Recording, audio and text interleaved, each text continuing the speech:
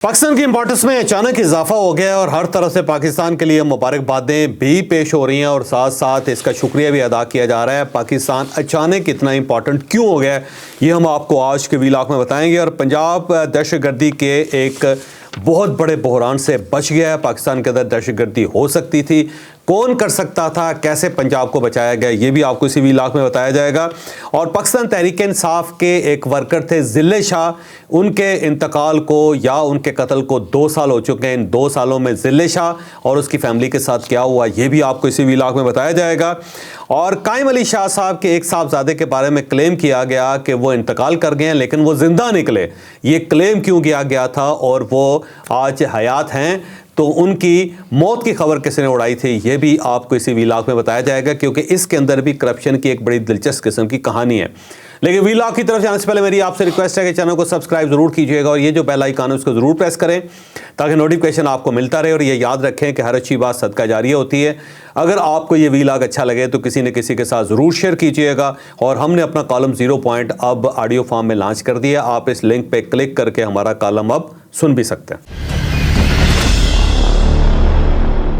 अस्सलाम वालेकुम नाजरीन, मैं हूं फरूख अब्बास न्यूडल भाई जावेद चौधरी में। नाजरीन, आज हमारा पहला टॉपिक है तारीफ पे तारीफ। तारीख पे तारीख तो आपने सुना था, लेकिन तारीफ पे तारीफ जो है जो अमेरिका से पाकिस्तान की कर रहा है वो पाकिस्तानियों को खुद भी हजम नहीं हो रही कि इतनी तारीफ ये हमारे साथ हो क्या रहा है।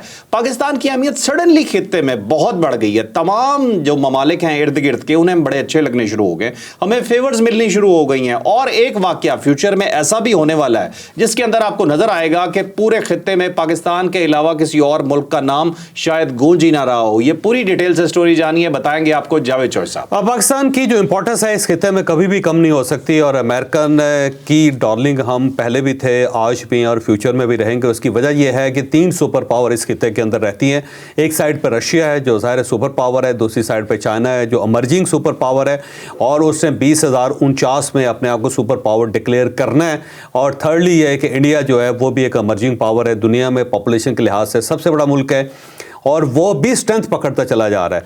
और इन तीनों मुल्कों को अगर कोई मुल्क एंगेज कर सकता है तो वो पाकिस्तान है। लिहाजा अमेरिका अपने मुल्क को, अपने साथी को हमेशा कायम रखेगा। कभी मुमकिन नहीं है कि अमेरिका हमें छोड़ के चला जाए, क्योंकि अगर छोड़ के चला गया तो इसका मतलब ये हुआ कि उसने तीनों ताकतों को फिर तस्लीम कर लिया है और ये तीनों ताकतें जो हैं हर वक्त अमेरिका के नाक के अंदर धुआं डालती रहेंगे। ठीक है, तो उससे बचने के लिए ज़रूरी है कि वो पाकिस्तान को इंटैक्ट रखें, पाकिस्तान को सपोर्ट करते रहें, पाकिस्तान के साथ अपनी दोस्ती की पींग बढ़ाते रहें। चाइना से अमेरिका को सबसे ज़्यादा ख़तरा है और उसकी एक बेस ये भी है कि पिछली मरतबा जब ट्रंप प्रेसिडेंट बने थे तो उन्होंने जिमी कार्टर जो एक प्रेसिडेंट थे, 39th प्रेसिडेंट थे अमेरिका के, उनको फ़ोन करके पूछा था कि मिस्टर प्रेसिडेंट ये बताएं कि क्या हम चाइना का मुकाबला कर सकते हैं। तो जिमी कार्टर ने कहा था कि हम चाइना का मुकाबला नहीं कर सकते। तो उसने कहा जी कि क्यों नहीं कर सकते। उसने कहा इसकी वजह यह है कि चाइना ने दूसरी जंग अजीम के बाद या जब से चाइना आज़ाद हुआ है उसने एक भी जंग नहीं लड़ी। ठीक है, वो जंगों से परहेज कर रहा है। लिहाजा उसके सारे वसाइल जो हैं वो अपनी आवाम के ऊपर, अपनी डेवलपमेंट के ऊपर खर्च हो रहे हैं।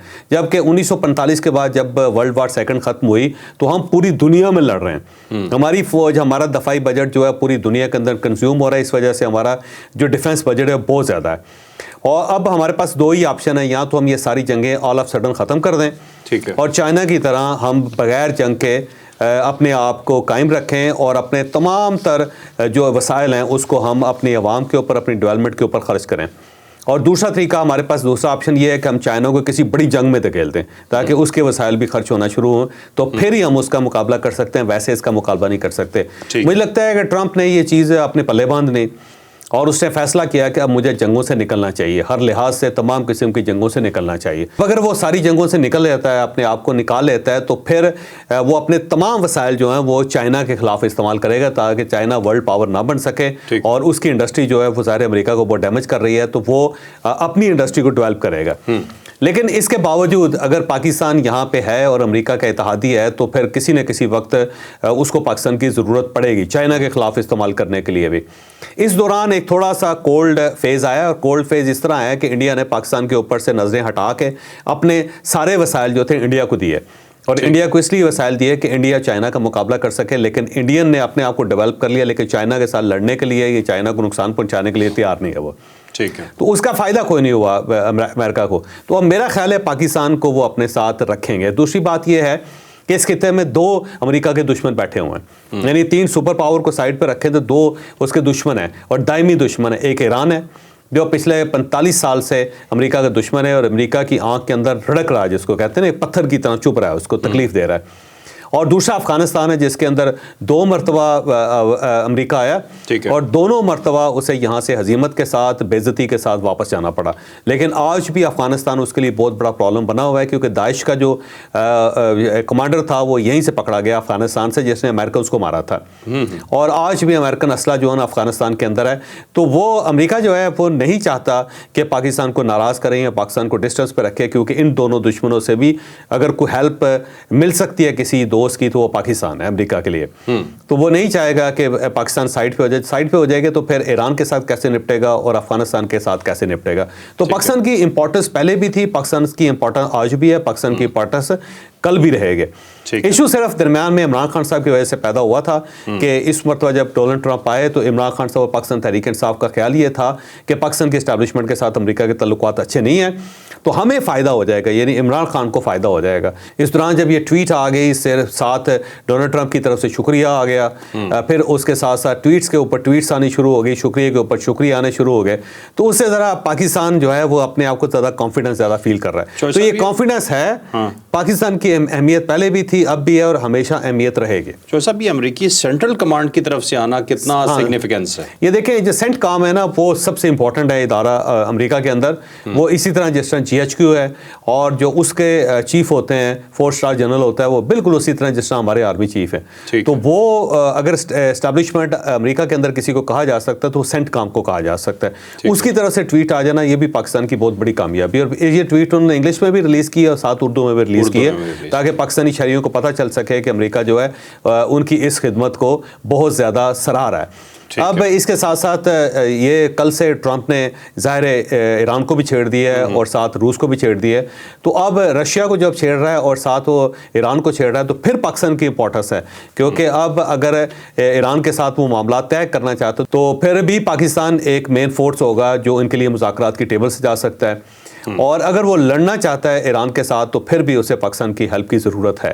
دوسری سائڈ پہ ٹرکی کی ضرورت ہے، اس سائڈ پہ پاکستان کی ضرورت ہے، پھر ازبکستان وغیرہ کی ضرورت ہے. لڑنے میں تو شاید نہ جائے لیکن مذاکرات میں پاکستان ہیلپ ضرور کر سکتا ہے، ہر لحاظ سے ہیلپ کر سکتا ہے. ایران کی پاکستان جو ہے نا اور امریکہ کی دونوں کے درمیان بیٹھ سکتا ہے. آیت اللہ خمینی صاحب نے بڑا سخت آنسر کیا ہے کیونکہ انہوں نے کہا تھا جی کہ آپ یا ہم سے مذاکرات کر لیں یا جنگ کے لیے تیار ہوں جائے. تو انہوں نے کہا جی دھمکی سے مذاکرات نہیں ہوتے. انہوں نے بڑا سیدھا ہو کے آنسر کر دیا ہے. تو مجھے لگتا ہے کہ آنے والے دنوں میں پاکستان کا نام پھر آنے لگا کہ پاکستان کہے گا اچھا چھوڑو اسی تو حل. اب دیکھیں وہ نا جو نیوکلیر پاور ہے نا وہ بننے کے قریب پہنچا ہوا ہے ایران، اور کچھ لوگوں کا کہنا یہ ہے کہ اس نے ایٹم بم بنا لیا ہوا ہے. وہ اناؤنس نہیں کر رہا کیونکہ جب اناؤنس کرے گا تو جو پابندیاں مزید ٹائٹ ہو جائیں گی. تو کسی وقت بھی اگر ادھر سے ٹرمپ نے زیادہ پریشر ڈالا تو وہ پھر ایٹمی دھماکہ کر کے اپنے آپ کو ایٹمی پاور ثابت کرتے ہیں. تو اس کے بعد ظاہر ہے پھر ایران کے ساتھ امریکہ کو مذاکرات کرنے پڑیں گے. پاکستان پھر بھی اس وقت مین کردار ادا کر سکے گا. افغانستان سے انہوں نے اسلحہ اکٹھا کرنا ہے اپنا، اور اس کے ساتھ ساتھ انہوں نے TTP کے ساتھ اب داعش کے ساتھ بھی نبڑنا ہے، داعش کے ساتھ ساتھ TTP کے ساتھ بھی نبڑنا ہے. تو یہاں پہ بھی پاکستان کی ضرورت ہے ان کو.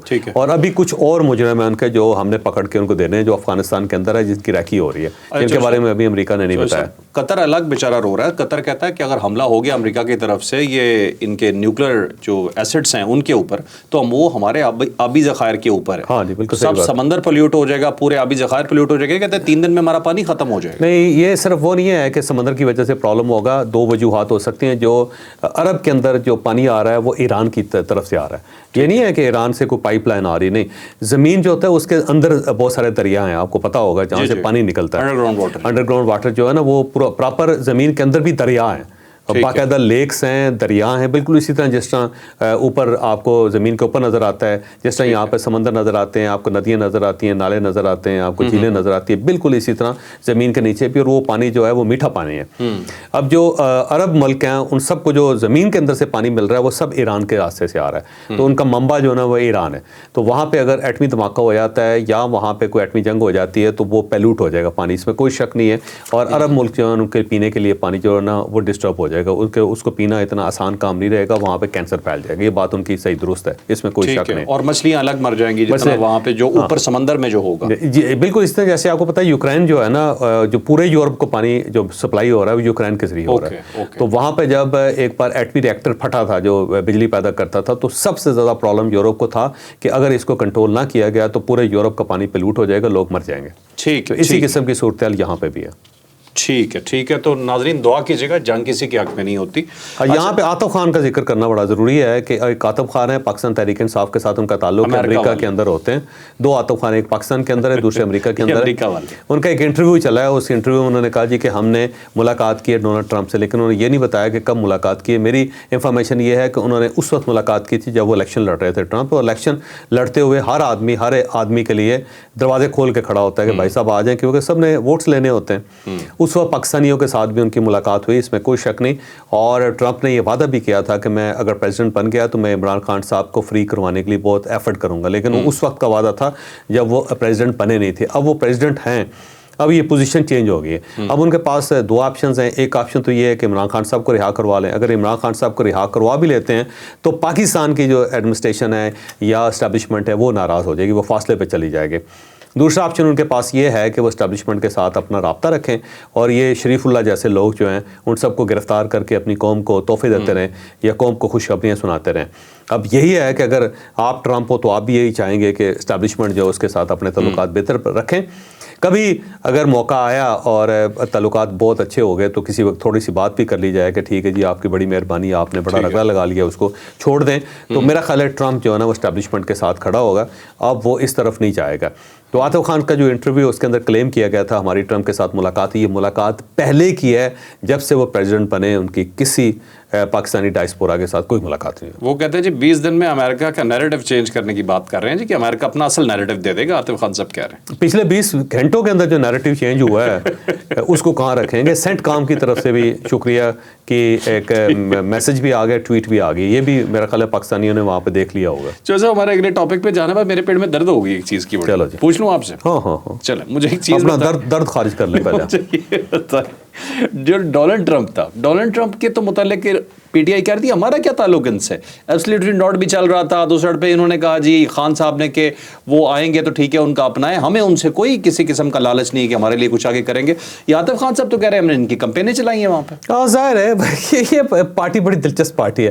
اچھا یہ ذہن میں رکھیں کہ جو سفارتکاری ہوتی ہے بڑی باریک چیز ہوتی ہے. سفارتکاری بندے کو بڑا سوچ سمجھ کے کرنے پڑتا ہے اور اس کے لیے بڑا تجربہ چاہیے ہوتا ہے. آپ کو یاد ہوگا کہ کچھ جاپنیز تھے اور وہ فارن منسٹر بھی تھا جاپنیز کے, اور بڑے ان کے سینئر منسٹر تھے, وہ پیوٹن سے ملنے کے لیے رشیا گئے تھے, اور پیوٹن نے اس وقت اپنا کتا بلا لیا تھا اور کتے کو کھانا کھلا رہا تھا اور پھینک رہا تھا کھانا, اور یہ کہہ رہا تھا کہ بالکل اسی طرح میرا کتا ہے جس طرح جاپان امریکہ کا کتا ہے, اور جس طرح جاپان کے منہ میں وہ خوراک پھینکتا ہے بالکل اسی طرح میں اس کے منہ میں خوراک پھینکتا ہوں. وہ اس کی ویڈیو بھی باقاعدہ بنی تھی رشیا میں اندر. اچھا وہاں پہ کیمرے لگائے ہوئے تھے انہوں نے پیوٹن نے, پھر اس کو ریلیز بھی کیا تھا کہ جاپان کے ساتھ میں نے یہ کیا. اور اس وقت جو جاپنیز فارن منسٹر تھا اس سے میڈیا نے پوچھا تھا کہ آپ کا اس کے اوپر کیا رسپانس ہے, تو اس نے کہا میں آپ کو رسپانس دوں گا, سرے دست میرے پاس کوئی رسپانس نہیں. آج تک جاپان نے اس کے اوپر کوئی رسپانس نہیں کیا. اس کو کہتے ہیں ڈپلومیسی, کہ ایک ملک چاہ رہا ہے کہ آپ رسپانس کریں لیکن آپ خاموش ہیں, اور خاموشی جو ہے نا آپ کی سب کچھ بول رہی ہے. تو ڈپلومیسی جو ہے نا اس کو کہتے ہیں. عمران خان صاحب کا مسئلہ یہ تھا کہ جب پاکستان سے اڈے مانگ ہی نہیں رہا تھا امریکہ, کوئی نہ اس قسم کا کوئی ایشو تھا, اور اگر ہوتا بھی تو خان صاحب کو ایبسلیوٹلی ناٹ نہیں کہنا چاہیے تھی. یہ امچورٹی ہوتی ہے کہ ایک ملک کے ساتھ آپ بلا وجہ بگاڑ رہے ہیں اور پبلکلی کہہ رہے ہیں ایبسلیوٹلی ناٹ. بھائی اگر آپ ڈپلومیٹ ہیں, اگر سیاستدان ہیں, تو آپ کو اس چیز کے اوپر بات ہی نہیں کرنی چاہیے. بالکل اسی طرح جیسے شاہ محمود قریشی صاحب نے جو سعودی عربیہ تھا اس کو لتاڑ دیا تھا سامنے. تو یہ کہاں کے سمجھدار لوگ ہیں, عجیب و غریب سے لوگ ہیں. اور اسی وجہ سے یہ ہے کہ عمران خان صاحب اتنے عرصے سے جیل کے اندر, ایک بھی ملک پوری دنیا میں نہیں ہے جس نے عمران خان کے لیے آواز اٹھائی ہو یا عمران خان کے لیے آ کے اس گورنمنٹ سے بات کی. ایک بھی ایسا ملک نہیں ہے.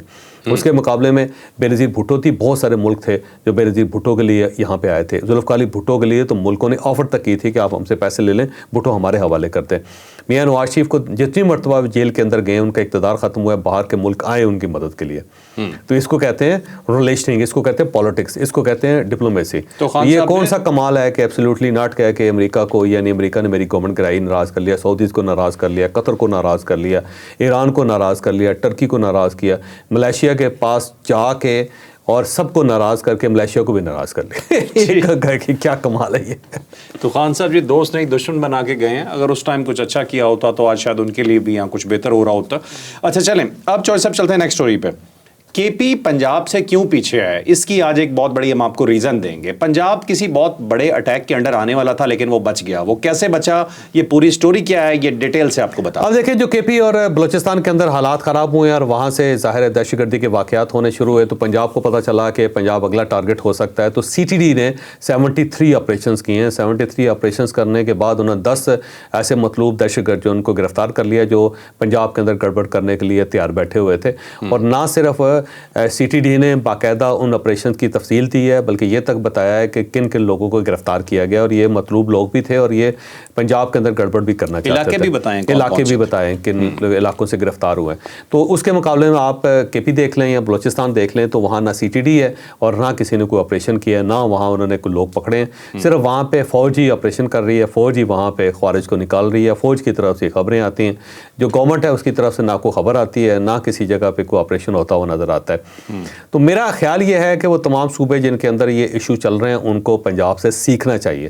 جیسے کہ پنجاب میں جب میٹرو بنی تھی تو پرویز خٹک صاحب نے جب میٹرو بنانی شروع کی تو اس نے پنجاب کی مدد لی تھی, پنجاب سے فیزیبلٹی بھی منگوائی تھی اور ساری انجینئرنگ کی جو ان کی ڈرائنگ تھی وہ بھی منگوائی تھی اور پنجاب سے کمپنیز بھی لی تھیں. وہ کمپنیز بعد میں بلیک لسٹ ثابت ہوئی تھی پنجاب کے اندر کیونکہ پنجاب گورنمنٹ نے ان کو نکال دیا تھا. لیکن میٹرو بچانے کے لیے, میٹرو بنانے کے لیے پنجاب سے کمپنیز بھی لی گئی تھی, کنسٹرکشن کمپنیز.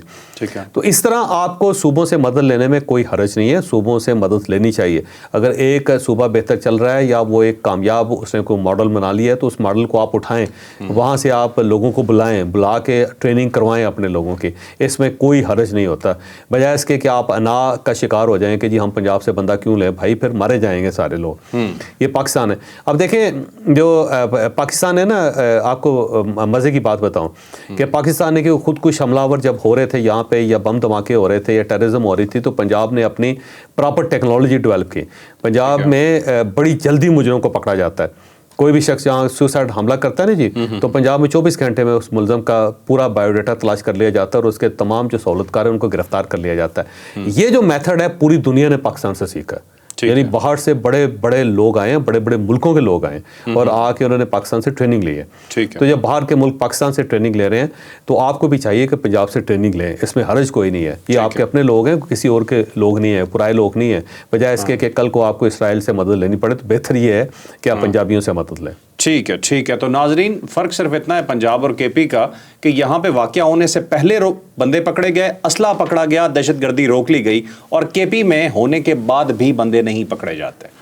اب چلتے ہیں جی نیکسٹ سٹوری کی طرف. چوہے صاحب ضلع شاہ آپ کو یاد ہوں گے, ضلع شاہ 8 مارچ 2023 کو مارا گیا, ان کی ڈیتھ ہوئی تھی. اور یہ کارکن تھے پی ٹی آئی کے اور بہت ہی مطلب سادہ قسم کے انسان, سادہ قسم کے. وہاں پہ نا وہ مصطفیٰ قریشی کے ڈائلاگ بھی بولتے رہتے تھے ہر وقت. یہ خان صاحب کے جو تھا زمان پاک وہیں پہ پائے جاتے تھے اور پھر اچانک پتہ چلتا ہے کہ ان کی ڈیتھ ہو جاتی ہے. پی ٹی آئی نے آج اس معاملے کو اٹھایا ہوا ہے اور انہیں آج تو یہ یاد کر رہے ہیں لیکن اس 2 سالوں کے دوران ضلع شاہ انہیں یاد آئے. ضلع شاہ کا پرابلم یہ تھا کہ جب وہ وہاں پہ رہتا تھا ہر وقت ہی وہاں پہ پاکستان تحریک انصاف کے جو دفتر ہے, یہ زمان پارک ہے عمران خان صاحب کی رہائش کا, اس کے سامنے وہ کھڑا رہتا تھا. وہاں پہ لوگوں کے دل بہلاتا تھا, وہاں پہ وہ لوگ اس کو کوئی کھانا دے دیتا تھا, کوئی پانی دے دیتا تھا, چائے دے دیتا تھا, وہ اس کو دے دیتے تھے اور وہی وہ پی لیتا تھا بیچارہ اور وہی کھا لیتا تھا. عمران خان نے اس سے پہلے بھی اس سے کبھی ملاقات نہیں کی تھی. عمران خان کو پتہ بھی نہیں تھا کہ میرا کوئی ورکر باہر بھوکا بیٹھا ہوا ہے, پیاسا بیٹھا ہوا ہے, وہیں پہ ہے اور وہ نعرے لگاتا رہتا ہے, میرے نعرے لگاتا رہتا ہے. اپنے گھر سے بھی وہ بالکل فارغ ہو گیا ہے, گھر والوں کو بھی اس نے چھوڑ دیا ہوا ہے اور اتنا ڈائی ہارٹ ورکر ہے. جب وہ مر گیا, اب مرنے کی 2 اس کے بارے میں خبریں. ایک خبر تو یہ ہے کہ جو پولیس ہے وہ کہتی ہے کہ روڈ ایکسیڈنٹ میں جب وہ بہت زیادہ آپریشن ہو رہا تھا تو اس میں وہ پاکستان تحریک انصاف کی کسی گاڑی کے نیچے آ کے, کیونکہ اس کی کھوپڑی ٹوٹی ہوئی پائی گئی تھی بعد میں, اور اس کی کوئی انہوں نے CCTV فوٹیج بھی جاری کی تھی. اور اس کے بعد پاکستان تحریک انصاف کا یہ کہنا ہے جی کہ اس کو گرفتار کیا گیا تھا, پولیس لے گئی, پھر اس میں تشدد کر کے اس کو مار دیا. اب یہ 2 خبریں اس کے بارے میں تھیں. اور اس کے بعد عمران خان صاحب نے ان کے جو لواحقین ہیں ان کی فیملی کے لوگوں کو اس کے والد کو بلایا بھی تھا, اور والد نے بعد میں اعتراض بھی کیا تھا جی میرا بیٹا انہوں نے مار دیا, اور بڑا سادہ سا بیٹا تھا, یعنی کہ پاکستان تحریک انصاف کے متھے لگایا تھا انہوں نے. پھر اس کے بعد 2 سال ہو گئے ہیں, ان میں سے کوئی شخص ضلع شاہ کے گھر نہیں گیا. میں پہلے کہہ رہا ہوں کوئی شخص ضلع شاہ کے گھر نہیں گیا. اگر کوئی گھر گیا ہے تو مجھے ضرور بتائیں, اگر کسی کی طرف سے کوئی ایویڈنس آیا تو ہم اسی فورم پہ اس کا ذکر بھی کریں گے اور اس کا شکریہ بھی ادا کریں گے. اور اس دوران فیملی بالکل اپنے بیٹے کو روتے پیٹتے ہوئے, وہ بھی بیچاری بیٹھی رہی, بھوکی مرتی رہی. کسی نے نہ ان کی امداد کی, کسی نے نہ ان کے سر پہ ہاتھ رکھا, کسی نے نہ جا کے وہاں پہ تصویر کھنچوائی, کسی نے ان کو یہ نہیں بتایا کہ پاکستان تحریک انصاف نے اپنے شہید کو یاد رکھا ہوا ہے. کوئی شخص نہیں گیا. آج اچانک ان کو یاد آیا کہ ضلع شاہ بھی ایک بندہ تھا, اور یہ جو سارا اس وقت بخار چل رہا ہے وہ بھی صرف سوشل میڈیا پہ چل رہا ہے. بھائی اس کے گھر جائیں, اس کے والد کے پاس بیٹھیں, اس کی والدہ کے پاس بیٹھیں, پیسے دیں ان کو کیونکہ وہ ایک آرام دہ زندگی گزار سکے. ان کا بیٹا آپ کے اوپر قربان ہو گیا. اس وقت تک تو پاکستان تحریک انصاف کو اسے سونے میں تول دینا چاہیے تھا, یعنی کم از کم 50-60 کروڑ روپے ان کے گھر ہونا چاہیے تھا. پتہ چلتا کہ ان کا شہید ہے اور اس نے جان دے دی ہے عمران خان کے لیے, تاکہ لوگ پراؤڈ فیل کریں کہ جی ہم عمران خان صاحب کے ہم ساتھ تھے, تو بعد میں ہمیں ہماری پارٹی نے یاد رکھا. اس کے مقابلے میں نون لیگ ہے, پاکستان پیپلز پارٹی ہے, ANP ہے, یار ہر پارٹی اپنے ورکر کو یاد رکھتی ہے, لیکن یہ عجیب سی پارٹی ہے, یہ لاشیں بھی لے لیتی ہے لوگوں کی اور اس کے بعد اس کو بھول بھی جاتی ہے. یہ ضلع شاہ کو یاد بھی صرف اس لیے کیا جا رہا ہے کہ میڈیا کمپین کرنی ہے, کوئی ایموشنل ٹچ دینا تاکہ لوگ تھوڑا سا ہمارے ساتھ مزید اس کے لحاظ سے جڑ جائیں. اللہ بہتر جانتا ہے کہ اس شخص کی ہلاکت کیسے ہوئی تھی. ہماری دعائیں ان کی فیملی کے ساتھ ہیں. ہم پھر بتا رہے ہیں کہ اگر کوئی اس کے اگینسٹ آپ کے پاس ایویڈنس ہے کہ کوئی گیا ہے اس کے پاس واقعی اس ویڈیو سے پہلے, تو آپ ہمیں بتائیے گا, ہم اناؤنس کر دیں گے. اب ہماری جی آخری سٹوری, قائم علی شاہ صاحب وزیر اعلیٰ سندھ رہ چکے ہیں, بہت لمبا عرصہ تک رہے ہیں. ان کے بیٹے ہیں ڈاکٹر لیاقت علی شاہ, وہ بھی اب ریٹائر ہو چکے ہیں. آج سے 10 سال پہلے انہوں نے کچھ بھرتیاں کی تھی 400 کے قریب. اس وقت وہ ڈسٹرکٹ ہیلتھ آفیسر تھے وہاں پہ. اس میں سے 161 کو تنخواہ مل رہی ہے اور باقیوں کے کیسز چل رہے ہیں عدالت میں, جس میں سے ایک طارق صاحب تھا, ان کا کیس پیش ہوا عدالت میں. تو اس کے اندر یہ ایک رپورٹ پیش کی گئی جس میں لکھا گیا کہ ڈاکٹر لیاقت علی شاہ صاحب جو ہیں یہ فوت ہو چکے ہیں. وہ رپورٹ منظر عام پہ آ گئی. اب میڈیا آپ کو پتا ہے آج کل کس طرح کا کسی چیز کو نہیں چھوڑتا. وہ رپورٹ جی چڑھ گئی ہتھے میڈیا کے, اور اب پتا چلا ہے جی کہ ڈاکٹر لیاقت علی شاہ صاحب زندہ ہیں. اس سے آگے سٹوری میں حوالے کرتا ہوں جاوید چوہے صاحب. اب یہ تو اس قسم کی جیل سازی پورے پاکستان کے اندر ہوتی جاتی ہے. جب جس آدمی کے خلاف کوئی احتساب ہوتا ہے یا کوئی کسی طرح اس کے خلاف تفتیش شروع ہوتی ہے, یا یہ پتہ چلتا ہے کہ اب اس کو سزا ہو جائے گی یا وہ کروڑوں روپے کھا گیا ہے, تو وہ بڑی آسانی سے اپنا ڈیتھ سرٹیفکیٹ جاری کر کے عدالت میں جمع کروا دیتا ہے کہ میں تو فوت ہو گیا جی, میں تو ہوں ہی نہیں. اور اس کے بعد ظاہر ہے پھر داخل دفتر ہو جاتا سارا کیس. تو ڈاکٹر لیاقت صاحب نے بھی یہی کیا, لیاقت علی شاہ صاحب نے بھی یہی کام کیا ہے کہ انہوں نے اپنا سرٹیفکیٹ دے کے خود وہ مٹرکش کر رہے ہیں, بڑے مزے سے پھیل رہے ہیں. اور ان کے اوپر یہ اعتراض کیا جاتا ہے کہ گوشت انہوں نے ڈاکٹرز لگا دیے تھے یا گوشت انہوں نے ملازم لگا دیے تھے, ان کی تنخواہیں کوئی اور کھا رہا تھا, یا ہو سکتا ہے ڈاکٹر صاحب خود کھا رہے ہیں, ان کو پتہ تو نہیں کچھ بھی. اسی قسم کا کیس ایک نیب کے اندر بھی ہوا تھا. نیب کا ایک کیس بنا تھا اور اس کے اندر کوئی ایک آفیسر تھے, اور جب وہ کیس کنکلیوڈ ہونے لگا تو ایک سرٹیفکیٹ دے دیا گیا کہ وہ فوت ہو چکا ہے. جب فوت ہو گیا تو ظاہر نیب کا کیس ختم ہو گیا. کیس ختم ہوا تو 5-6 سال بعد پتہ چلا کہ بندہ نہ صرف زندہ ہے, ٹھیک ٹھاک زندہ ہے, اپنے گھر میں بیٹھا ہوا ہے اور مزے کر رہا ہے, اور اس کا باقاعدہ پاسپورٹ بھی ہے اور اس پہ ٹریول بھی کر رہا ہے. تو یہ بڑا آسان طریقہ ہے کہ آپ نے کہہ دیں جی کہ بندہ ہے ہی نہیں, فوت ہو گیا ہوا, نکل گیا جی, وہ تو دنیا سے چلا گیا ہوا ہے, یا مسنگ پرسن ہے, کوئی سمجھ نہیں آ رہی کدھر گیا. تو جب یہ قرار دے کے تو آپ فائل کو بند کر سکتے ہیں. تو یہ ایک بڑا آسان طریقہ ہے فائلوں کو بند کرنے کا. تو یہ میرا خیال ہے یہ وہی کیس ہوا ہے. اب پیش تو ہونا پڑے گا ڈاکٹر لیاقت صاحب کو, اور ساتھ ساتھ ان کے اوپر ایک دوسرا کیس بھی بنے گا, اور وہ ہے سرقہ بازی کا, جھوٹ بولنے کا. اچھا ڈاکٹر صاحب سے پوچھا گیا تو انہوں نے کہا مجھے تو کوئی لیٹر ہی موصول نہیں ہوا سیکٹری ہیلتھ کی طرف سے. یہ سیکٹری ہیلتھ کی رپورٹ تھی, سیکٹری ہیلتھ ڈائریکٹر جنرل جو ہیں وہاں کے, ان کی بھی یہ رپورٹ تھی, اور یہ عدالت میں پیش ہوئی ہے. ٹھیک ہے, اور اب جب دونوں سے موقف پوچھ رہے ہیں تو وہ موقف ہی نہیں دے رہا. اب اگلا طریقہ تو یہ ہے کہ عدالت کو چاہیے کہ وہ مردے سے سرٹیفکیٹ لے لیا کرے, کہ مردے کو بلائے, آپ آئیں, آگے ثابت کریں کہ آپ مر گئے ہوئے, فوت ہو گئے ہوئے ساتھ. تو ناظرین آپ نے آج کا ویلاگ دیکھا. پاکستان کی کچھ چیزوں پہ ہنسی آتی ہے, کچھ چیزوں پہ رونا آتا ہے, آپ کیا کہہ سکتے ہیں. لائک شیئر سبسکرائب نہ کرنا نہ بھولیے گا. اجازت دیجیے, اللہ حافظ. پاکستان زندہ باد.